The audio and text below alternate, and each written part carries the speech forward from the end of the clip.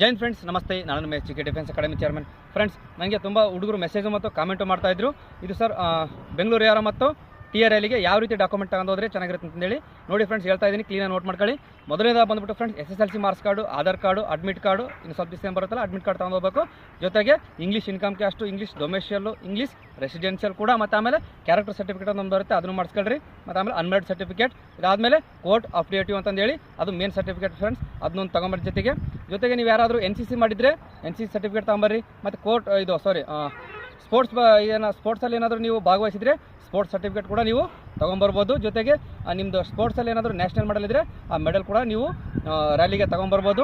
ನಮ್ಮ ಒಂದು ಅಕಾಡೆಮಿ ಇಲ್ಲೇ ಈಗ ಬಳ್ಳಾರಿಯಲ್ಲಿ ಕ್ಯಾಂಪ್ ಹಾಕಿರೋದ್ರಿಂದ ಇನ್ನು ಊರಲ್ಲಿ ಯಾರಾದರೂ ಟೈಮ್ ಕುಂತಿಲ್ಲ, ಇನ್ನು 400 ಮೀಟ್ರ್ ಟ್ರ್ಯಾಕಲ್ಲಿ ಇನ್ನೂ ಡೆಮೋ ಕೊಟ್ಟಿಲ್ಲ, ಮತ್ತು ಆಮೇಲೆ ನನಗೆ ಇನ್ನೊಂದು 10 ದಿವಸ, ಒಂದು ವಾರ, ಒಂದು 15 ದಿವಸ ನಾವೇನಾದ್ರು ಟ್ರೈನಿಂಗ್ ಮಾಡಬೇಕು ಅಂತಂದೇಳಿ ಯಾರಾದರೂ ಇಚ್ಛುಕರಿದ್ದರೆ ನಮ್ಮ ಅಕಾಡೆಮಿಲಿ ಜಾಯ್ನ್ ಆಗ್ಬೋದು.